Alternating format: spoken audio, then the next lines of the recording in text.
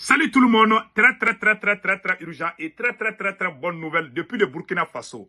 Laurent Gbagbo soutient l'AES depuis la Côte d'Ivoire et bonne nouvelle au Niger et bonne nouvelle au Mali. Aujourd'hui, vendredi 18 octobre 2024. La première bonne nouvelle, mes frères et sœurs, l'armée burkinabé vient de recevoir des nouveaux lots de matériel. Nous disons bravo au président, capitaine, patriote, Ibrahim Traoré. Que Dieu bénisse le Burkina Faso. La deuxième bonne nouvelle. L'or de Yatela appartient désormais, la mine d'or de Yatela, auparavant exploitée par des compagnies étrangères, est désormais entièrement sous contrôle de l'État malien. Voilà, ça c'est la mine d'or de Yatela au Mali.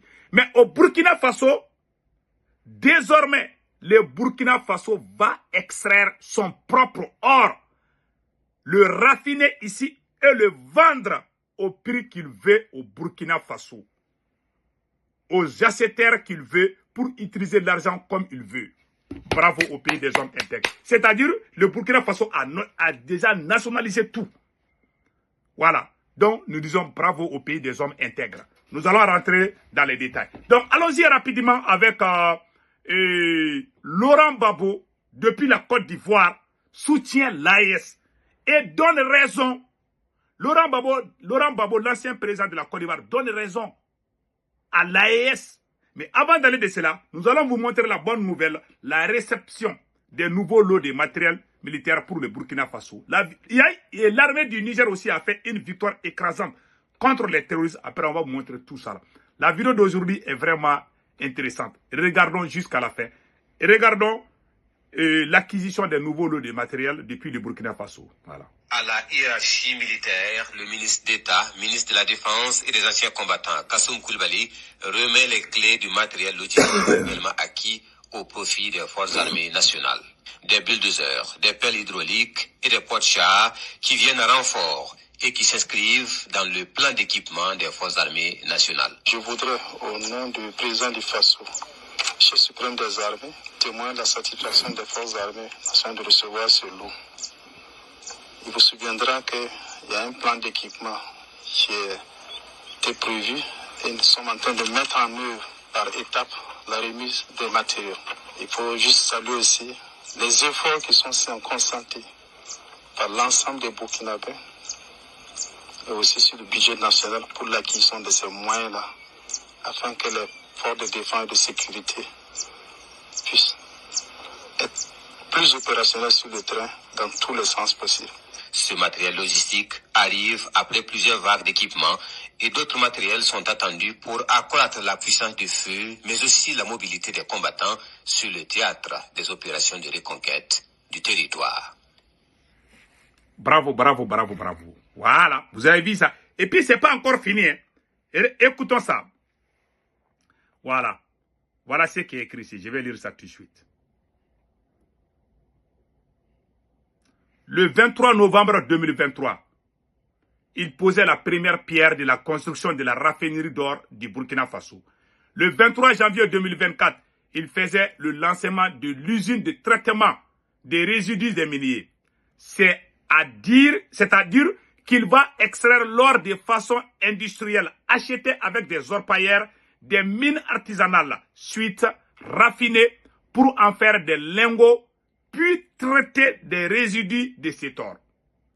Tenez-vous bien, entre janvier et août 2024, la SONAPS a acquis un total de 13 049 tonnes d'or, dont 8149 d'or provenant de la production industrielle de l'arsenal.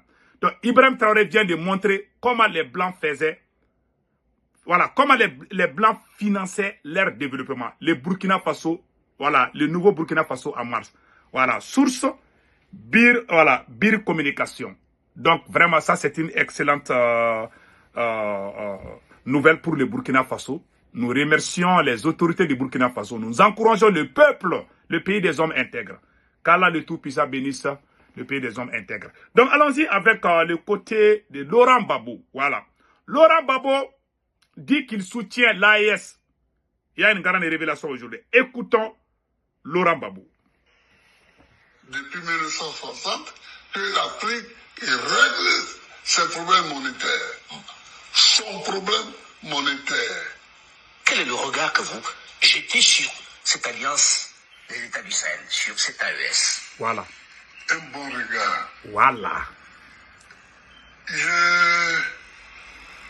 Je voudrais dire ceci. Voilà.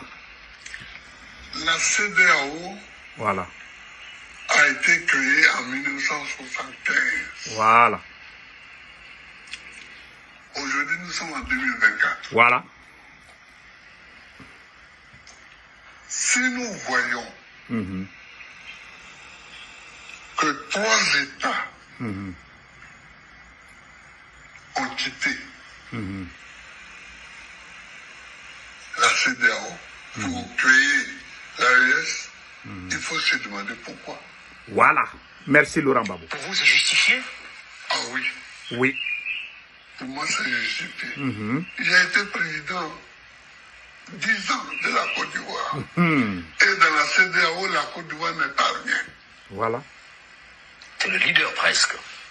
La Côte d'Ivoire n'est pas rien. Mais la CEDEAO ne s'attaque pas aux problèmes qui se posent Merci. aux États de l'Afrique de l'Ouest. Comment Yes. ça? Il y a Boko Haram au Nigeria. Merci. Qu'est-ce que la CEDEAO a fait contre Boko Haram? Voilà. Rien. Voilà. Il y a les rébellions qui affligent le Niger, le Mali, le Burkina Faso et la Côte d'Ivoire aussi. Qu'est-ce que la CEDEAO a fait? Rien. Et maintenant le Togo aussi, le nord du Togo aussi. Voilà, et le Togo aussi. La Côte d'Ivoire, qu'est-ce que la CEDEAO a fait? Rien. Alors, même en se limitant à ces questions de sécurité, Voilà. quand vous n'êtes pas capable, dans une communauté, Voilà. de vous mettre ensemble pour chercher des solutions aux problèmes qui se posent. Je suis d'accord avec Laurent Gbagbo. En 2012, quand les terroristes ont quitté la Libye pour venir attaquer le Mali, ils sont d'abord arrivés à Kidal, dans la région de Kidal. Les terroristes n'étaient pas ni à Gao, ni à Tombouctou. Les terroristes étaient à Kidal seulement, à une partie de Kidal, même pas dans la ville de Kidal. Les terroristes étaient à Tenzawaten, à la frontière entre le Mali et l'Algérie. Les terroristes n'étaient pas dans la ville même de Kidal. Le président ATT est venu voir le président Alassane Dramane Ouattara et le président sénégalais à l'époque pour leur parler de la situation. La CEDEAO avait accordé d'envoyer 5000 hommes pour aider le Mali à se débarrasser de ces voyous. Le président ATT dit, si vous n'aidez pas le Mali, les terroristes là, ils vont déstabiliser tout le Sahel. Moi, je suis un général de l'armée malienne. Je sais ce qui se passe. La CEDEAO dit, il n'y a pas de problème. Quelques jours après, qu'est-ce qu'on voit? Le ministre des Affaires étrangères de Nicolas Sarkozy et le ministre de la Défense Alain Juppé et Laurent Fabius, je pense, je ne sais pas, c'est Laurent quelque chose. Ils sont venus voir le président Alassane Dramane Ouattara et puis le président sénégalais pour dire à la CEDEAO de ne pas aider le Mali. La CEDEAO était sur le point d'aider le Mali pour stopper les terroristes. Après, Nicolas Sarkozy a dit que la CEDEAO ne doit pas faire. Et la CEDEAO a écouté la France. La CEDEAO a refusé de nous aider. Pourtant, la CEDEAO avait promis d'aider le Mali. La CEDEAO a dit non, c'est un problème entre Maliens, nous on ne va pas se mêler dedans, blablabla. Bla, bla, bla. Et puis ils sont venus, ils ont pris Kidal, ils ont pris Tombouctou, ils ont pris Gao. Qu'est-ce que la CEDEAO a fait? Et vous voulez qu'on reste dans la même CEDEAO? Il y a Boko Haram, non? Et Laurent Gbagbo a raison. Il y a Boko Haram au Nigeria. Pourquoi ils ne vont pas aller attaquer les Boko Haram? La CEDEAO ne s'attaque pas aux vrais problèmes. Donc, merci à Laurent Gbagbo. Vraiment, nous sommes très fiers de vous. Voilà, merci. Merci pour cette remarque. Voilà ce qui se passe. Et nous allons vous montrer la victoire écrasante de l'armée du Niger. Voilà, voici la victoire de l'armée du Niger. Écoutons. Dans le cadre de l'opération NIA menée sur la rive droite du fleuve Niger, les forces de défense et de sécurité poursuivent leur mission de contrôle de zone dans la région de Tillabéri, permettant de maintenir une stabilité relative dans cette partie du pays, souvent exposée à diverses menaces. Dans la nuit du samedi 12 octobre 2024, une unité des FDS en patrouille près du marché de Yuri a intercepté un véhicule transportant 12 cartons de produits pharmaceutiques contrefaits. Les premières investigations ont permis de révéler les liens étroits du convoyeur avec des réseaux criminels opérant dans la zone du parc du W. Le 13 octobre 2024, une autre opération de sécurisation a été menée en Banga dans le cadre de l'opération Lekalkane. Lors de ce raid, un individu suspect, Abdraman Saleh, a été interpellé et 5 motos ont été saisies. Merci. Le suspect a également été transféré aux autorités compétentes pour enquête. Merci. Que Dieu bénisse le Niger. Passez excellent week-end. Ciao, ciao.